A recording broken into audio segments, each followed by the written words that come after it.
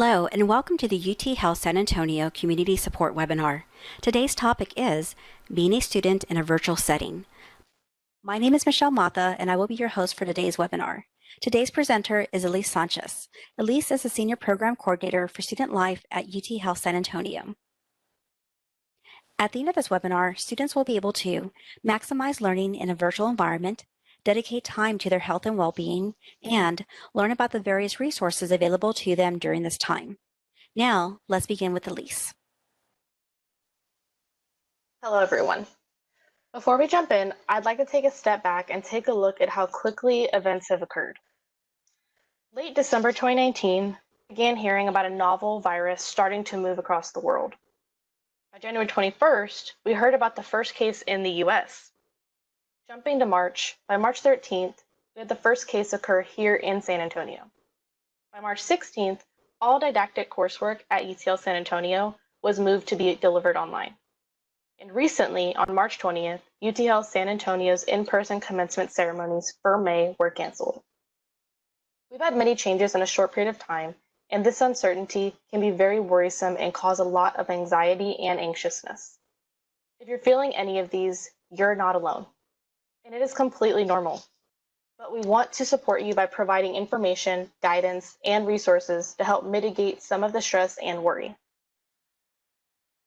Today in this presentation, we'll talk about the following. First, virtual learning and coursework support. With this, we'll cover virtual learning basics, maximizing your learning, and library resources. Next, we'll discuss the area of financial matters. With this, we'll touch on tuition and fees and financial aid and student workers. Another very important area I want to chat about is health and well-being. With this area, please make sure you're taking preventative measures for yourself, getting the care that you need, managing your stress, anxiety, and fear during these uncertain and stressful times, and make sure you're staying connected with friends, families, and classmates. We'll also be providing resources for students. There is no doubt that our new virtual learning environment is a massive change for a lot of you. While many classes at our institution have had an online learning component already, the nature of our studies haven't allowed for 100% virtual learning. So our faculty, staff, and students are now in a whole new world. I want to share some virtual learning basics with you to help you transition to the online learning lifestyle. Maintain time management. Don't let poor time management take over just because your classes are 100% online now. Minimize your distractions at home as best you can. Close out those social media platforms so you don't get sucked into a never-ending social media binge. Be mentally engaged in your classes. Virtually raise your hand if you have a question.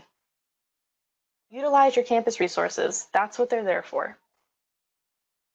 Remember to be patient with your faculty and staff because they are learning how to adjust just like you are.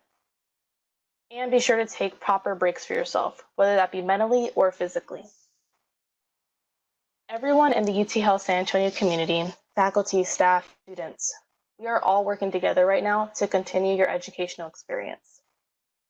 The virtual learning environment, as you can see, has numerous differences, yet also many similarities. Let's start by looking at what's staying the same. A classroom is a classroom. It's a vibrant learning community. You adopt the same norms, clothing, chair, computer, etc., just as you would in a physical classroom. You're still taking notes. For many people, taking notes during the class helps with focus and engagement. You tend to build on top of others' questions and comments. You should be silencing and muting other computer apps while you are in class. If you're watching pre-recorded lectures, perhaps you pause periodically and ask yourself what you've learned. What were some of the takeaways? What aren't you clear on? And if you can't remember what was covered, go back and review it. If you have questions after finishing the lesson, reach out to your instructor, teaching assistants, or even your classmates and let them know you have a question. Keep track of assignment due dates. Always make sure you know if due dates have changed. Don't be waiting until the last minute to submit assignments. And make sure you submit assignments by the method the instructor has specified. Don't email when you should have uploaded, or so on and so forth. Now, let's take a look at what this new experience looks like for you. The same physical space as your classmates. Try to find a quiet place where you'll be able to focus. Have the necessary materials you'll need: computer, headphones, assigned readings, notes, and commit to participating in the class. Make sure you're mentally engaged. Turn your camera on. When you're in a physical classroom, you're visible. So in an online classroom, you should be visible too.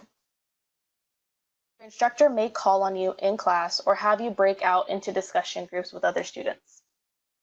It's easier to communicate clearly and engage fully when you're able to see each other. Chat. It's not just that you can communicate with your classmates, but that your instructor can see what you communicate, which can be a powerful addition to the learning process. Keep chat messages short and to the point. Writing lengthy questions may distract you and others, and the class will most likely move on. Raise your hand. Faculty are used to reading the room in the physical classroom, and this might be harder in the virtual world. You can use the raise your hand feature in the participants' control to get their attention, or use chat to ask for clarification before the professor moves on. Your instructor's expectations for you participating could be speaking up, raising your hand, submitting questions via chat. These may be different online. Make sure you understand their expectations, and if you don't know, then ask. In physical interaction, you may find yourself in need of an accountability partner, someone who can keep you on track and vice versa. One of the largest resources for your learning is our library. Due to COVID-19, Briscoe Library will be closed as of March 24th at 7 a.m. and will remain closed until further notice. However, the UTHSA San Antonio Briscoe Library is committed to providing services to support our faculty, residents, students, and staff. You can always access any of the library services via the main library page. You can also contact the library online by using the Ask a Librarian email, chat, teleconference, and/or phone. Just go to the Get Help page for information. The Interlibrary Loan Service is currently available for electronic delivery of documents. Please note that print resource borrowing is temporarily suspended. So after each section, we'll go into some of the top concerns we've been hearing from you. These and other questions are legitimate concerns, and we understand. Some examples are: 1. I feel like I learn better in person. How can I be successful in a virtual environment? The key here really is to ask yourself, what about in-person learning is better for me? Is it because I'm forced to dedicate a certain amount of time to learning? If so, setting a schedule for yourself could really help with this. Or is it because you're a social learner, which is someone who feels isolated when learning by yourself? In this case, take the initiative to create an online study group or arrange virtual icebreakers. 2. How will I be successful in my chosen field if my learning process has been hindered by COVID-19? The harder one to answer. Things are changing so fast that it's hard to say what will happen tomorrow, let alone 3 or 6 months from now. What I do know is that your faculty and staff truly want you to be successful. They are working hard to make sure you are fully prepared for the future. The next few weeks and months may come with unwelcomed and unexpected changes, but every decision is made with your success in mind. 3. I'm concerned about my grades going forward. Can we move to a pass-fail process? Your schools are your best resource for communication about any academic program changes, and I strongly encourage you to incorporate in your daily practice all the modalities and platforms your school leaders have instructed for you to use to stay informed. Please stay in touch with your deans and your academic affairs and student affairs deans. Let's move into a couple of questions students may have relating to financial matters. One question that's been asked is, will there be a reduction of tuition or fees due to the COVID-19 situation? There have not been any changes to tuition and/or fees announced by UT System. For any questions related to tuition or fees, please contact the Office of the Bursar at 210-567-2556. Another question we've received is, I'm a work study student. I can no longer work, so will I still receive my work study funds? All work study students have been notified that they will be paid their remaining hours, no more than 20 hours per pay period, until their award amount is reached. Please note that financial aid cannot offer increases or new awards for the remainder of the award year. For more questions, please contact Veteran Services and Financial Aid at 210-567-2556. 2635. During this time, people all over the country have lost their jobs as non-essential businesses have closed. Because of this, the top concern really is, I've lost my job due to non-essential businesses temporarily closing. What resources are available for me in the community and at UTL San Antonio? This is an extremely difficult time for many of you, so we're working really hard to compile all of the necessary resources to support you. Please reach out to your school's administration for school or student-specific resources. We will also be linking you to a list of local, state, and federal resources a little later in the presentation. Because our focus is on you as an integral part of our community, it's important that you continue to focus on your own health and well-being. It's easy to forget your own needs when you're anxious about your schoolwork, loved ones, and financial concerns. We don't have control over what happens in life, but we do have control over how we choose to respond. So how can you choose to respond to this outbreak? Sure, you can choose to react to the news driven by fear, causing anxiety and stress, or you can choose to be better prepared. Here are some examples. Physical precautions. You might have trouble finding hand sanitizer, disinfecting wipes, masks, and other such supplies. But you can still wash your hands thoroughly with soap and water. Let's remember the 20-second rule for hand washing. Social precautions. You should be avoiding large social gatherings and practicing social distancing as much as possible. Switch to phone calls and video calls to stay connected with friends and to keep your sense of community. Relationships and family. Discuss with your family members extra precautions needed for their safety. Talking to your parents, older relatives, and children about the importance of hand washing and some of the other precautions listed here. Work. Discuss with your boss the possibility of from home options and make sure you have the necessary equipment and tools to work remotely. Be transparent with your boss with any concerns you may have. Finances. There is a possibility that you could be asked to stay home and not work for an extended period of time. If you are not financially prepared for this, it is important to start thinking about that now. Some questions you may ask yourself are, where are some areas I could cut unnecessary spending? How can I save more in the case of an emergency? And who could I reach out to for financial support if I exhaust all of my resources? Finally, fitness. Instead of going to the gym, you might think about taking a run in nature or doing your workout at home.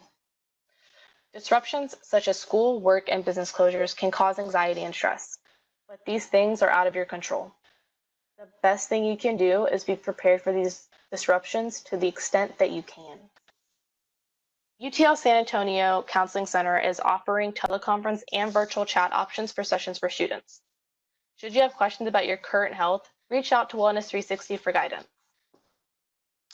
Given the uncertainty of the COVID-19 pandemic, it is normal to feel stressed and anxious as we worry about school and care for others. But we must also remember that we cannot take care of others unless we're also taking care of our own mental health and well-being. Be sure to be practicing proper self-care techniques. Make time for self-reflection, opportunities for support and discussion, find ways to stay engaged in social action, avoid overworking yourself. Check out the Gold's Gym AMP app for free workouts. This comes with your student membership. Try going on a social media detox for a day. Get away from all the media. Try a new podcast. Maybe read a new non-educational book to put your mind at ease. These are just a few of the ways you can support your own mental health. But to help you out, we will be including other suggestions in our resource guide. The term social distancing has been normalized over the past few weeks. Please remember, while it's important to physically distance yourself from others, it's equally important that you continue to connect with your family, friends, and classmates using creative virtual ways. Some examples are, try throwing a Netflix party. You and some friends can virtually watch a movie together and chat at the same time. Schedule a video chat session with friends and family. Check in on that friend you haven't heard from in a while. They'll be happy to hear from you. Even try entering one of those photo challenges on social media and compete against your friends. At the end of the day, we all have one top concern.